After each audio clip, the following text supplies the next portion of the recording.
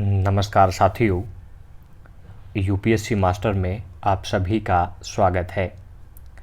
इससे पिछले लेक्चर में हमने बंगाल अभियान तक चर्चा की थी और हमने जाना था कि हुमायूं वहीं पर विश्राम करने लगा था और बंगाल का नाम बदलकर जन्नताबाद भी कर दिया था। इस लेक्चर में हम ब्रीफली डिस्कस करेंगे चौसा और विलग्राम पे युद्ध पर। चौसा का युद्ध हुआ 26 जून 1539 ईस्वी को।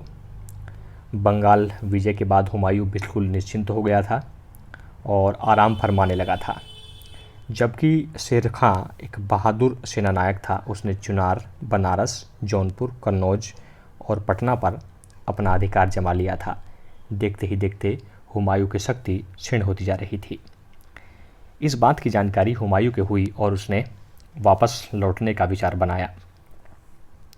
शेर खां समझता था कि जिस मार्ग से गया है उसी मार्ग से वापस आएगा, तो शेर खां अपनी पूरी रणनीति बना लिया था कि उसे रास्ते में ही घेर लिया जाएगा।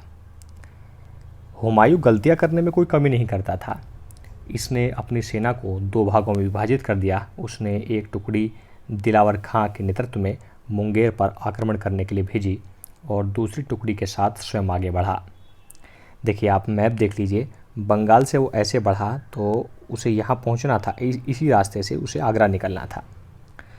तो करमनासा और गंगा के बीच में जो चौसा नाम का स्थान है, जब वहाँ उसकी सेनाएं पहुँची तो उसे पता चला कि भाई शेर खां यहीं है।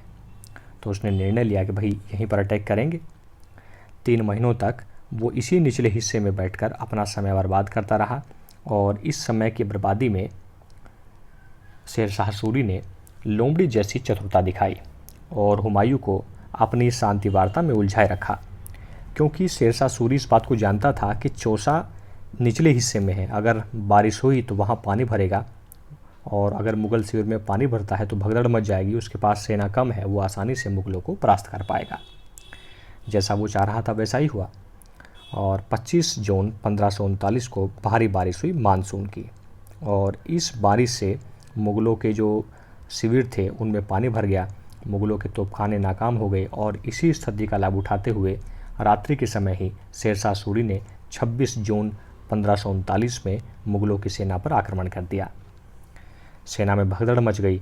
मुगल सैनिक अपने प्राण बचाने के लिए गंगा नदी में कूद गए और हुमायूं भी जो है अपनी जान बचाने के लिए गंगा में कूद गया। निजाम शाह नामक एक भिश्ती ने उसकी जान बचाई। कालांतर में जब हुमायूं पुनः बादशाह बनेगा तो इसी निजाम शाह को एक दिन के लिए बादशाह बनाएगा और उसके नाम से 6 चमड़े के सिक्के भी जारी करेगा। चौसा के युद्ध के बाद हुमायूं की शक्ति का पतन हो गया। उसकी सेना नष्ट विनष्ट हो गई और परिवार के कुछ सदस्य भी मारे गए। अफगानों की शक्ति पुनः बढ़ गई और अब वो इतने महत्वाकांक्षी हो गए कि आगरा पर अधिकार करने की योजना बनाने लगे। शेर खां ने शेर शाह की उपाधि धारण की, अपने नाम का खुतबा पढ़वाया, अपने नाम के सिक्के और फरमान भी जारी कराए।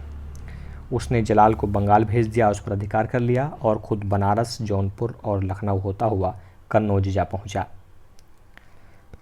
हुमायूं शक्ति खो चुका था, पर कहीं ना कहीं पुनः ताज पाने की इच्छा थी।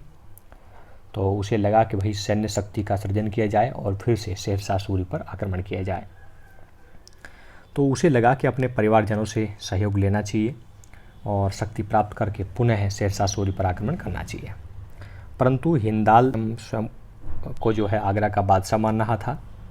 कामरान जो है वो शेर शाह सूरी से पत्र व्यवहार करना लगा था। हुमायूं से इनको कोई लेना देना नहीं था।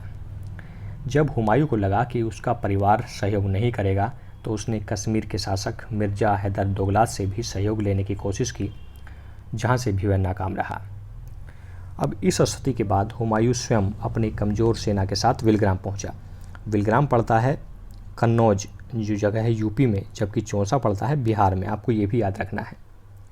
दोनों सेनाओं का आमना सामना हुआ और इस युद्ध में पुनः हुमायूं की पराजय हुई और ये जो है अंतिम पराजय थी हुमायूं के। इसके बाद हुमायूं निर्वसित जीवन जीने के लिए बाध्य हो गया।